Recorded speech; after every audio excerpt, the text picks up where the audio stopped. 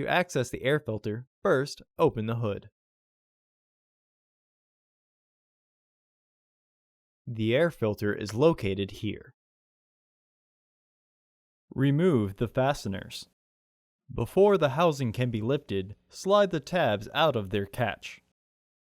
Remove the old filter from the housing and clean out any debris inside. Insert your new filter into the housing.